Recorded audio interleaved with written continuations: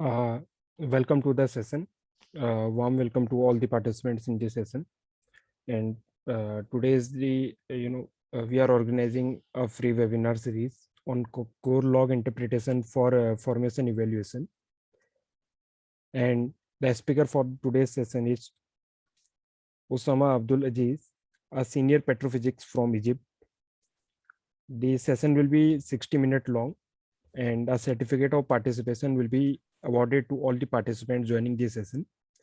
The condition for certificate of participation is that you need to fill the feedback form, which will be shared to you in the Google Zoom chat box.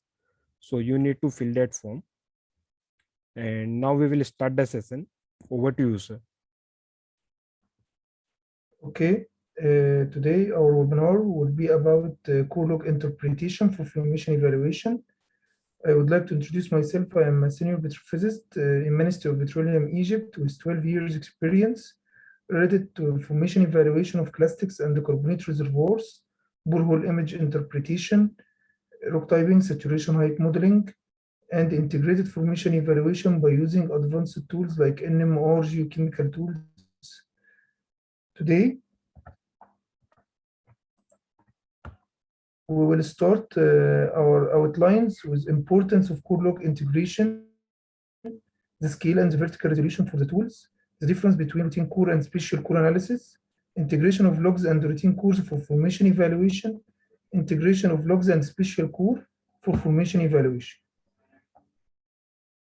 Why we say that we should use core log integration instead of using the petrophysical evaluation based on the triple combo only, which are the gamma ray, resistivity, and the density neutral. Why we should use the core integrated with the logs? The first reason, to reduce the high uncertainty associated with your petrophysical evaluation. For example, you are using Archie equation to calculate your water saturation. Are you sure that Archie is fit for your reservoir, or you need a calibration? So the core will provide you calibration for your water saturation. Also, when you're using porosity from neutron density or density alone, you need to check if your porosity is right. So you have to calibrate it with the core porosity. The second reason, to calibrate the different petrophysical parameters, like for example, the grain density, which are used as input in the equation of the porosity from the density tool.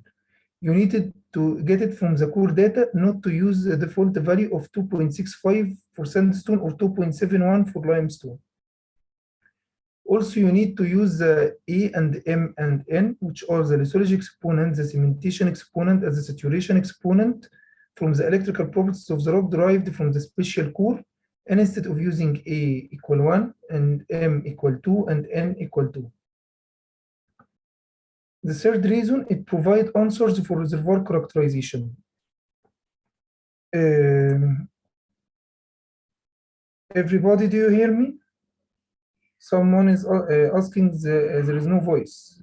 Yeah, it's audible, sir. Okay, the problem is from him. The core log integration provide answers for reservoir characterization. We should know first what is the reservoir characterization. Reservoir characterization is to analyze the reservoir from micro scale to mega scale, starting with thin section, scanning electron microscope, up to mega scale like seismic reservoir characterization. So the core is essential for any reservoir characterization studies because it provides porosity, permeability, irreducible water saturation, reservoir quality by mercury injection data. So you can't use the logs alone for your reservoir characterization studies.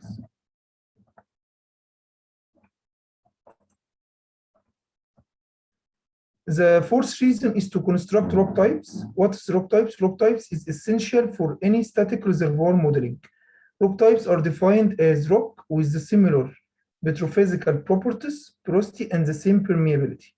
So any static model is constructed without rock typing. It's considered as a stochastic modeling. It's not respecting the reservoir property inside the reservoir.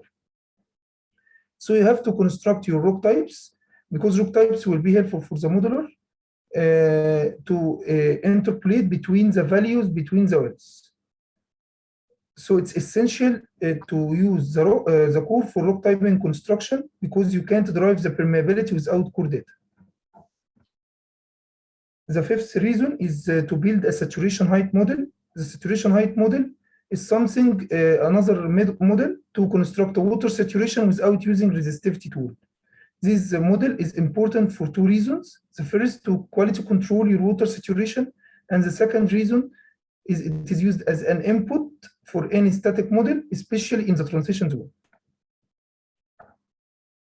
The sixth reason, when you acquire a core data, your sedimentologist will start to describe the fishes, and from these fishes you can colorate with your well log and start to make a coloration with the other wells.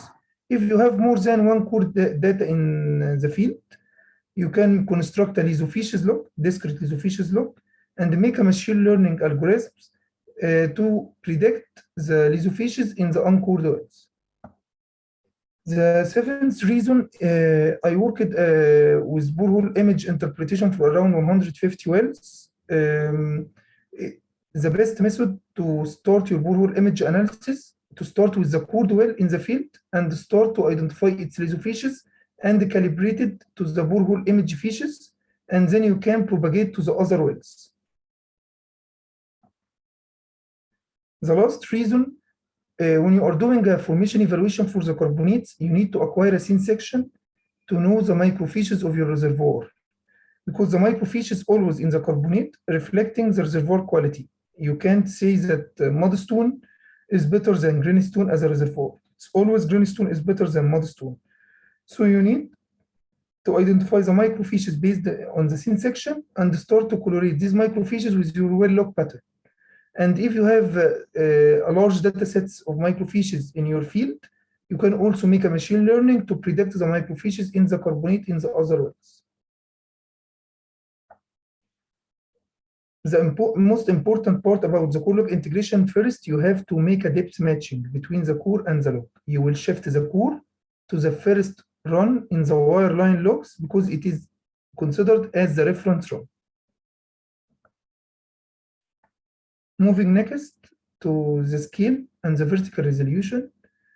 The scale of the formation evaluation starts from microcentimeter considered in the scanning electron microscope. The scanning electron microscope, you take the core block and put it in the microscope, famous as a scanning electron microscope, and it gives you details about the microcentimeter in the sample. It gives you details.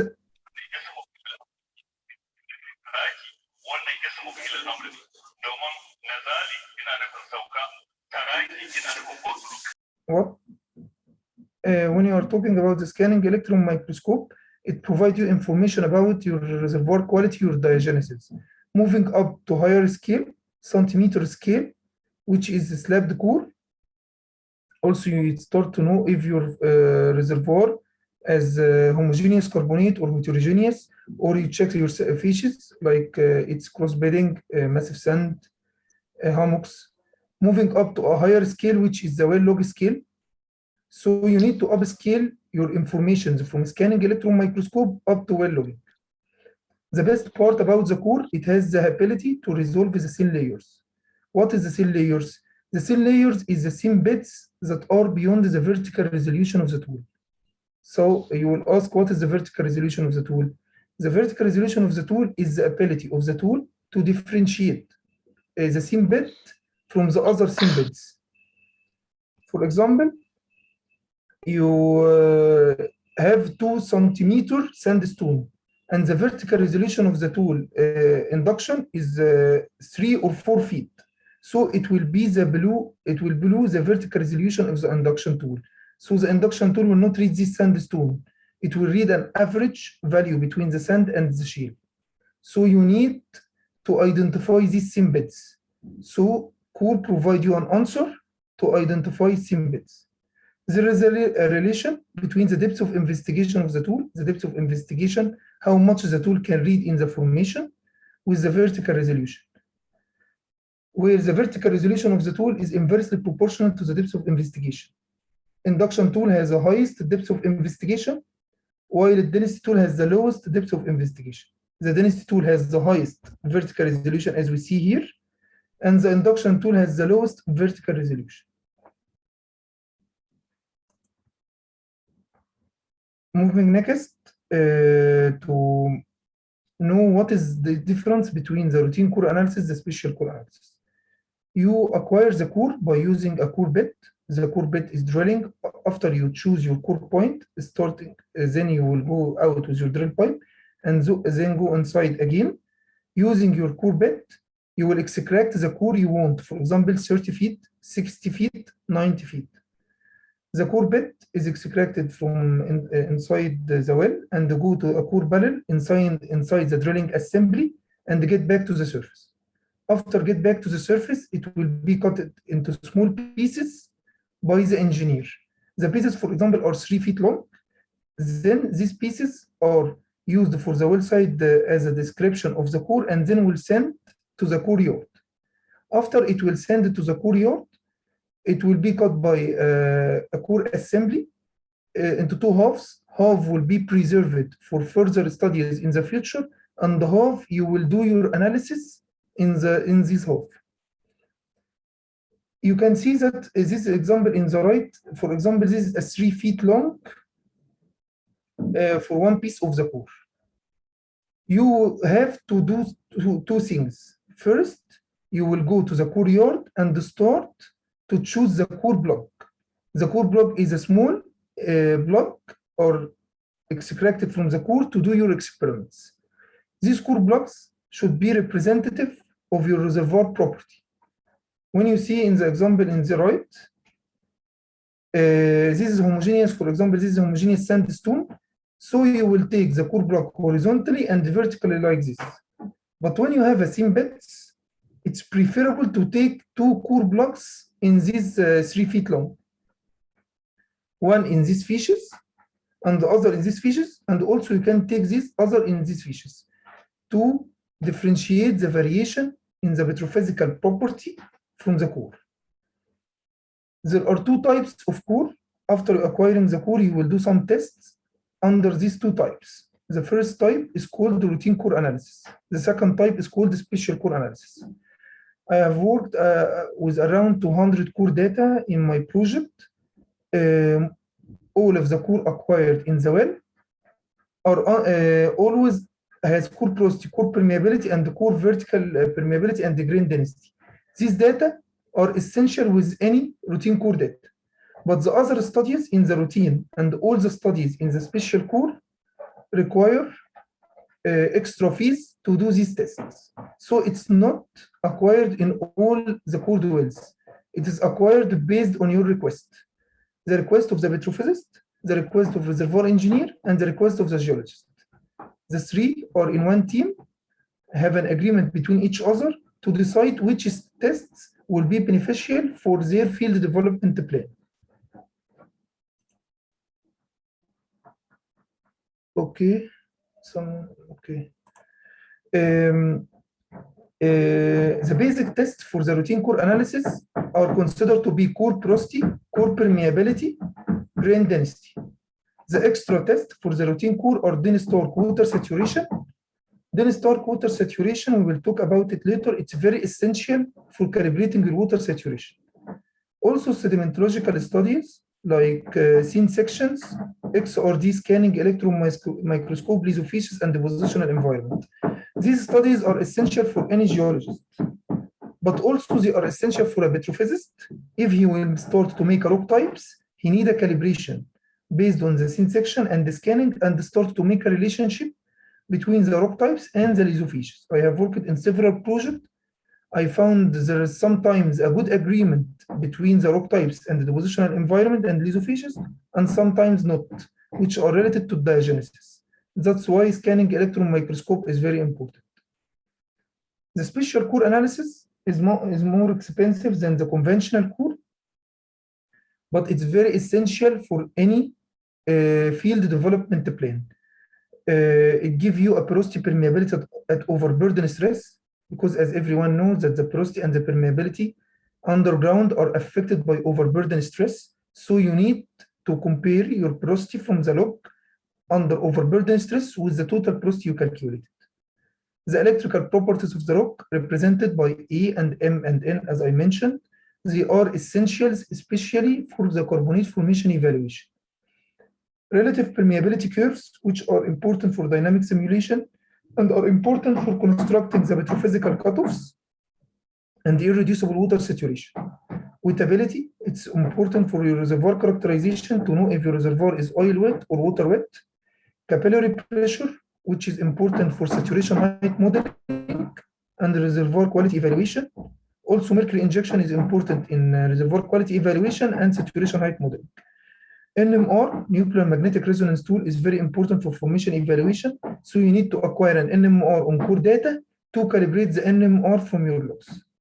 And lastly, the geomechanical studies, which, for example, represented by uniaxial confining stresses test. Something important you need to know, when you are analyzing a carbonate with isolated values, you don't do a core blocks.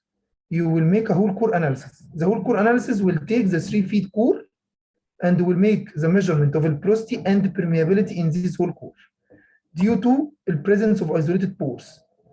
So if you, for example, take a core blocks in an isolated valley carbonate, you may take your core block in the matrix, not in the pores. So you didn't acquire the actual porosity and permeability of your reservoir.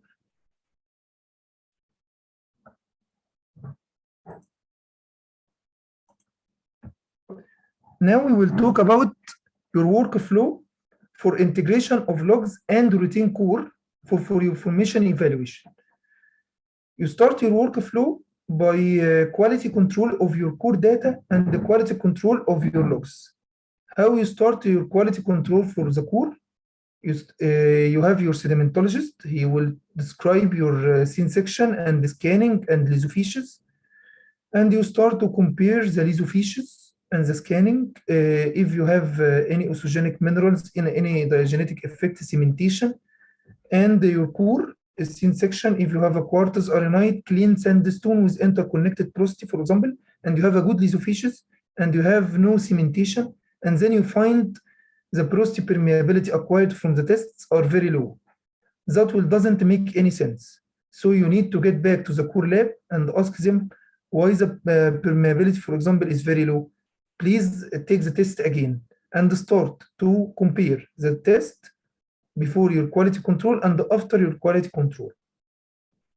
Also, if you are working with carbonate and found channel porosity is the fracture porosity from the scene section, and there are a lot of them in the scene section, and then you find your horizontal permeability is higher than vertical. That also doesn't make any sense because the fractures make the vertical permeability higher than the horizontal permeability.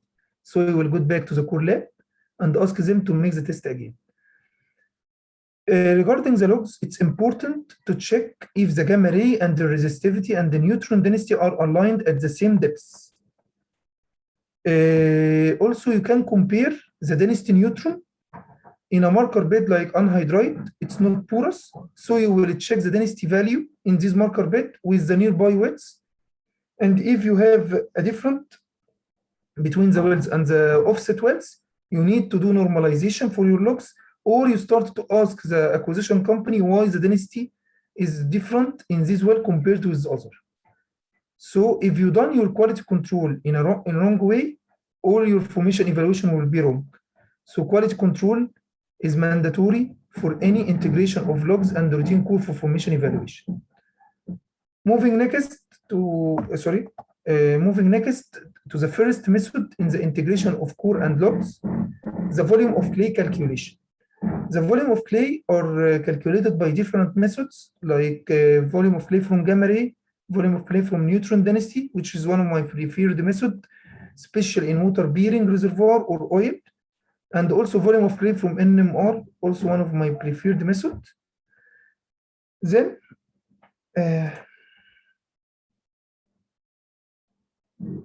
NMR, someone is asking, NMR can be used in routine core analysis too? Yes, NMR is considered to be as a part of a special core because it required extra fees.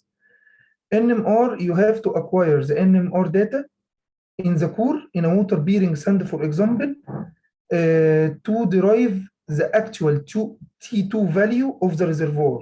T2 value, we will speak about it later when you are discussing the integration of logs and the special code for formation evaluation. So when you are acquiring any NMR logs in your reservoir, it's preferable to calibrate with the code. We will talk it about later. Someone is asking also, you can't hear.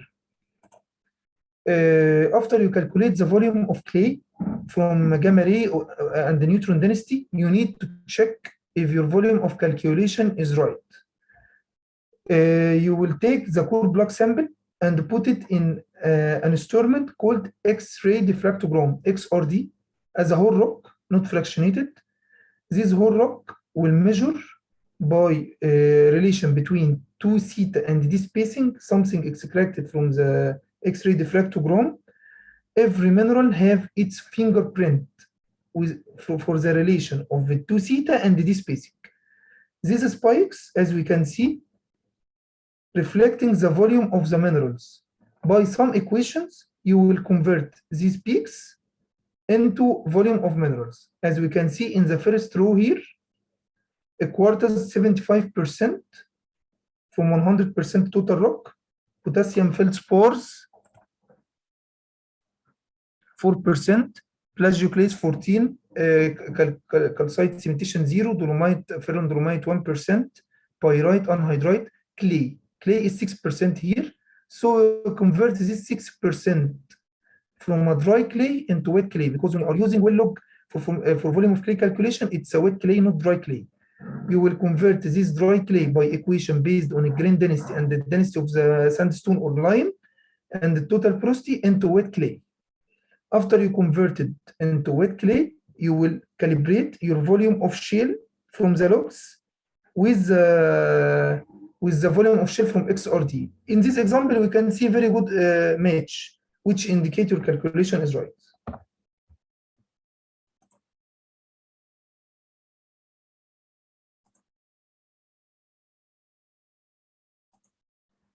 Moving next to the third method for your integration of logs and routine core for formation evaluation are the grain density. You derive the grain density values from the conventional core by a method called helium grain volume method.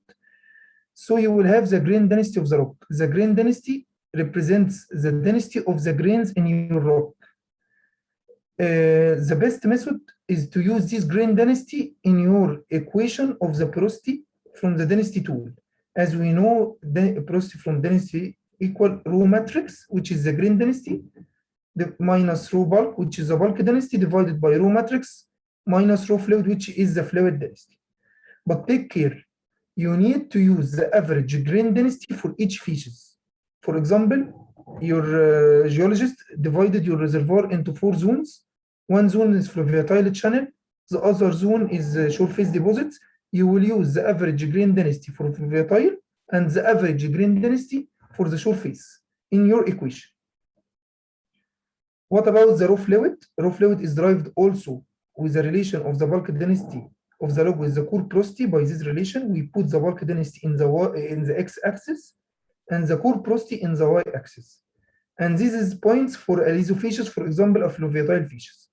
You will draw a trend line and extrapolate this trend line to core porosity 1 or 100, based on your scale, if it 0.15, 0.13, or 10, 20.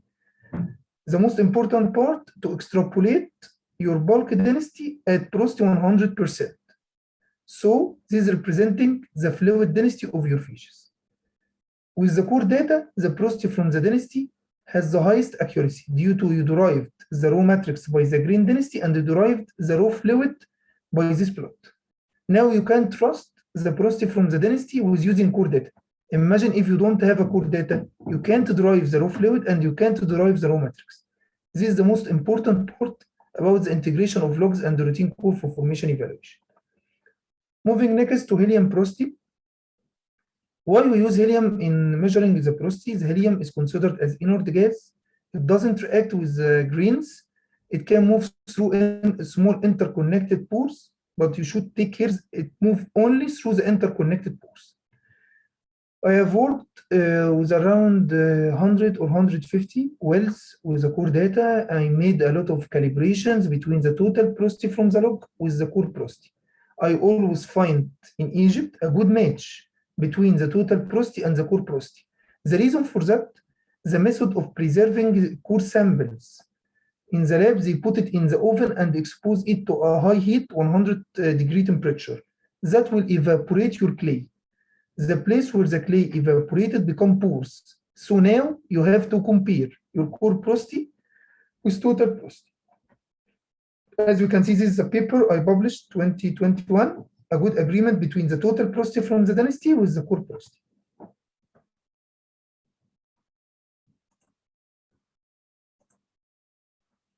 Moving next to dense torque water saturation. What is dense torque? Dense torque is the best method to acquire water saturation in core only in one case, if you have an oil-based mud and your reservoir is at irreducible water zone. When you have that, you should do dense torque. Dense torque is very easy. It's based on putting a block in an instrument, and under this instrument you have your solvent. You start to evaporate your water. The evaporated water will go to the block and make the water in the sample also evaporated, and then will go to the right to the condenser. This condenser, it will condense the evaporated water into a volume of water, and you measure the volume of water. But you should take care the volume of water here is distilled water because the salts remained in the block. So you need to convert your distilled water into salt water by some equations, and then you have the volume of water, you will convert it very easy into water saturation. When you have the dense torque water saturation, you should use it for the calibration for your water saturation calculation from the laws. Either if you use Archie, use Simondot equation, Indonesian, even if you use Simbed analysis, you need to calibrate your water saturation from the log with dense torque water saturation, but only in one case. If you have oil-based mud and you are irreducible zone. What is the irreducible water zone? The irreducible water zone is that the water present in your reservoir is irreducible, can't get extracted with the production. And they include the clay-bound water, the water attached to the clay, and the capillary-bound water, which are the water present in micropores. Moving next to the most important test for any routine core data is the permeability. The permeability is essential for any static and dynamic simulation. You can't do your dynamic simulation without permeability. And the best method to have a permeability is your core. It's very easy based on Darcy law. You put the core block in a test and you measure the flow rate. You have the flow rate measured. You have the area of the core block. You have the difference in pressure in and pressure out. You have the length of the core block, and you have the viscosity of your nitrogen you use, for example.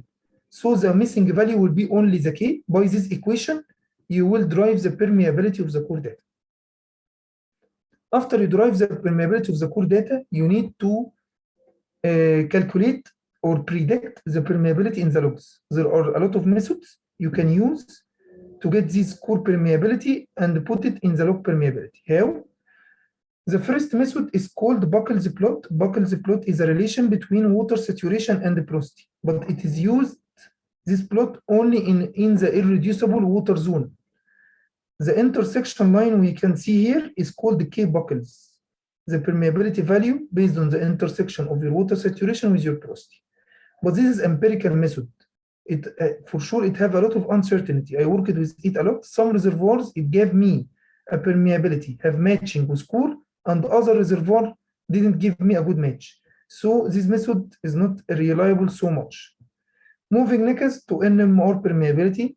The NMR log analysts and domain champions always market that the NMR provide you answers for formation evaluation. They provide you a porosity permeability. Yes, they provide you a permeability, but it needs calibration with the core permeability. You need to correct your permeability from NMR with core permeability. Unless your permeability from NMR is useless. The third, and for me is the best method, I have worked also for 6 years, how to predict the permeability in the wells based on the core permeability. You have a lot of methods. You can use a linear regression between the porosity and the permeability for each features. You can use multiple linear regression based on different well logs of permeability with density, with gamma ray, with PEF, or you can use the machine learning algorithms like neural network. This is example a neural network from my paper published 2021, and the regression was 0.92. That was a good regression between the predicted permeability by neural and the permeability of the core. Also, you can use other machine learning, not neural only, random forest regression, gradient boosting, decision tree. So the challenge for any petrophysicist, how to predict the permeability in the logs based on the core permeability. Moving next to identifying the seam beds by using core. This example, you can see a seam beds. When you have a seam beds, your model will be different than using water saturation. You will make a model called seam bed analysis based on Thomas Steiber diagram, which is a relation between the volume of shale from gamma ray neutron density and your total porosity. And you will do some models and reconstruction of curves until you derive the porosity of the sand and the resistivity of the sand.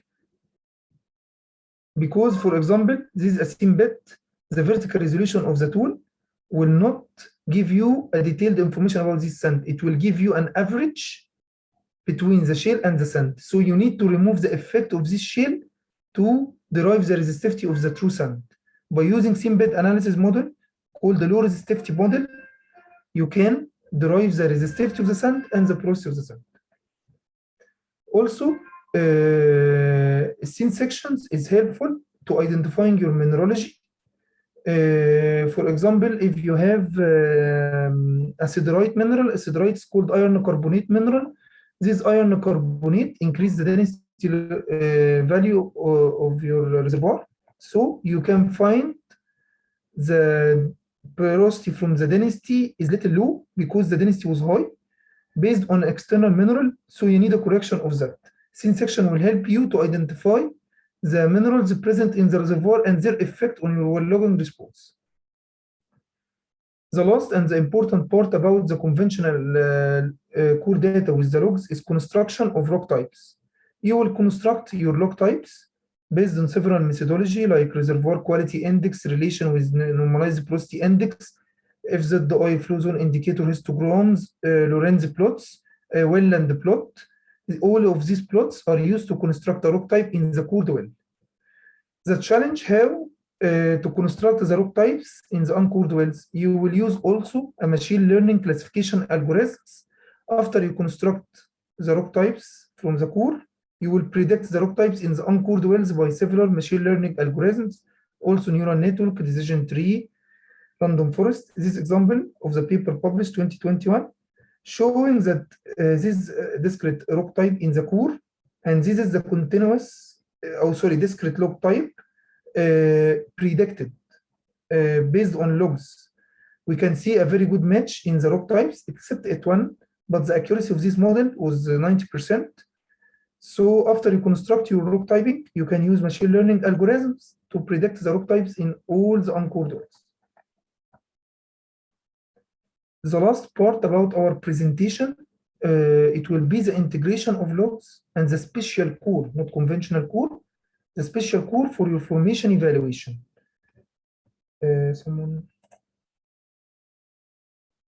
Someone is asking what is the best method to determine porosity and permeability in carbonate. It depends if your carbonate is intercrystalline carbonate or interparticle for limestone, intercrystalline for dolomite. You take a core plugs and make also nitrogen method for the permeability and helium methods for the porosity.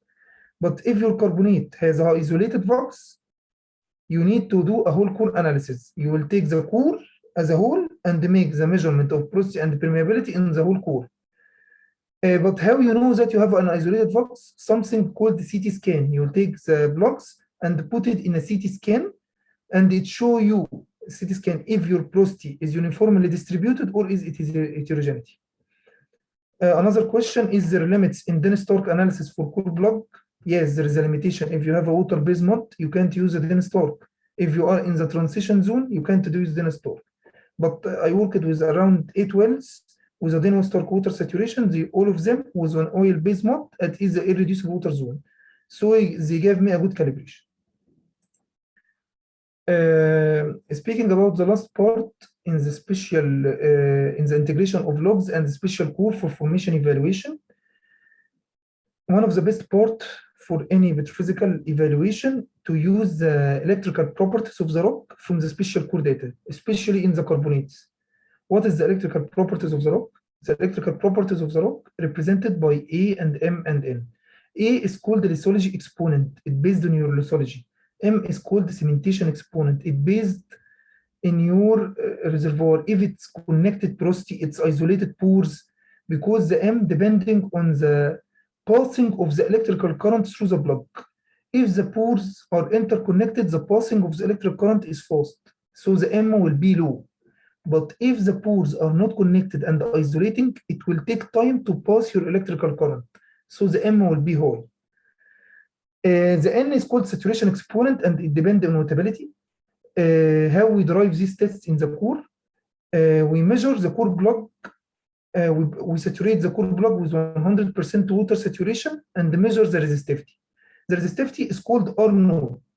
It's called the resistivity of the core plug with 100% water saturation. And then we measure the resistivity of the water alone, and it's called RW.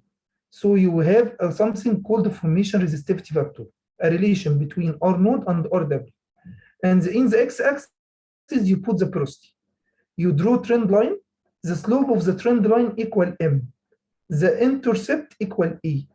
So now you have an A and M. How you derive the N? By something called the resistivity index. The resistivity index, after you saturate the plug with 100% water saturation, you start to desaturate the water and saturate oil. After you saturate the oil, the RI is called the resistivity of the rock over the resistivity of the water, R node. So the resistivity index equal Ri over R node. And in x-axis water saturation, the slope here will be N, which is the saturation exponent. So by special core data, you will have A and M and N measured, not default value as mentioned in textbook. You will use A and M and N in Archie. So you will decrease the uncertainty associated with water saturation calculation from Archie. Moving next to the relative permeability curves, they are very important for any reservoir engineer and also for me as a petrophysicist. I use them to know the wettability of the reservoir. I use them to construct my petrophysical cutoffs based on endpoint of the relative permeability of the oil. I take the endpoint of the relative permeability of the oil for each block, and I have the absolute permeability. I make a plot between both of them and know the cutoff permeability value from my reservoir. So I can use this cutoff permeability value from my reservoir to construct the net reservoir cutoffs. Also, the relative permeability curves can provide me with irreducible water saturation, like Dennis Tork. But here, the best part about it, it doesn't affected by if you have a water-based mud or oil-based mud. So you can use the irreducible water saturation from relative permeability to calibrate your water saturation from log, but only in the irreducible zone alone. But there is another way. After you calibrate your water saturation from the relative permeability curve with your log and you find a good match in the irreducible zone, your equation is working in a proper way. Moving next to the capillary pressure data. The capillary pressure is based on injecting the sample. The sample are saturated with water. I pour split method. I saturate the sample with 100% water, and I started to inject gas. The injection of gas started to displace the oil, the water. Sorry, the extracted water are measured as a volume of water saturation. But when I am injecting the gas, I am injecting it with a capillary pressure called PC. So I make a relationship between capillary pressure and water saturation. For every reservoir, they will be different. Based on capillary pressure and water saturation, I use them in some mathematical models, for example, like J function, to start to construct an empirical relation between the water saturation and G. So I can obtain my water saturation of reservoir based on a function like J function, or like Tomer function, or like Brooks and Corey. These methods are working very good to calibrate your water saturation, but there's something you should put in your mind. You need to construct your saturation height model built in a right way. You need to predict the porosity and the permeability because they are used in the saturation height model build. So after you construct your saturation height model, you will apply it to the log. How you will apply it? For example, you made an empirical equation between SW and J. You have the J function, J value, you will drive it based on the height above the free water level. You have the porosity and the permeability. Then you will drive something constants called A and B. They are based on a power function between water saturation and J instead of capillary pressure. So you can drive your water saturation based on A and B constants you obtained from porosity permeability, and you have the J based on height above the free water level. Now you have a water saturation from your logs without using resistivity tool. And start to compare, as we can see in this example, water saturation from the dense torque with water saturation from saturation height and with water saturation from Archie. The three are in a good match, which indicates the model is right.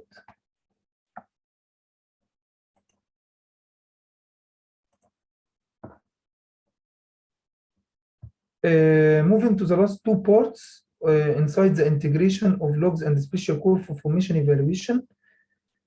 The mercury injection data. The mercury injection data are mandatory for any reservoir quality evaluation. If you want to know the reservoir quality, you need to acquire mercury injection. The mercury injection is a simple test. You just desaturate your plug from any fluid, and the plug becomes desaturated, and then you inject mercury. The mercury will be injected. The volume of the mercury will be inversely proportional to volume of water saturation. Some empirical models are done and mentioned that when a pore throat is filled with 35% mercury saturation, these pore throats represent the reservoir quality, and it's called R35. So Welland in 1992 made an empirical relation, but only in intergranular and interparticle sandstone and limestones to obtain R35 based on porosity and permeability, and he made this empirical equation. I worked with this empirical equation in many fields, and I always find a good agreement between R35 from the logs with R35 from the mercury injection, but only in the interparticle and intergranular porosity. I didn't find any match in the heterogeneous carbonate like isolated voids. So mercury injection is used for reservoir quality evaluation, and also it can be used for saturation height. The mercury injection provides you with capillary pressure and water saturation. But my preferable method is porous plate because it has less corrections. Like porous plate need only reservoir to fluid lab conversion, while mercury injection need two extra corrections: clay bound correction and closure correction. Moving last to NMR, you have to derive the T2 cutoff. The T2 is called the relaxation time of your reservoir. Any peak below a T2 is called capillary bound water or clay bound water. So summation of a clay bound water and the capillary bound water is called irreducible water saturation. Based on this method, the irreducible water saturation and the free fluid is any peak above a T2 cutoff. Based on empirical relation, we can derive a permeability. So you need to make acquisition of NMR on your core block and derive a T2 cutoff for each core block to apply these T2 cutoffs for the NMR logs to derive the actual T2 and derive the actual irreducible water saturation and actual permeability. Sometimes you find a lot of wells I worked with NMR on logs without core. It's challenging because the T2 cutoff, the surface company always tell you use 33, but this is not right. Something like glyconitic sandstone will change your T2 cutoff. Something like fine sand will change your T2 T2 cutoff. So you have to acquire NMR on your core blocks and construct the T2 continuous curve for each core block and calibrate them with your logs. When you do that, you will have a precise irreducible water saturation from NMR and the precise T2 distribution and the precise permeability data. Now we have finished our presentation, and now it's time for any questions.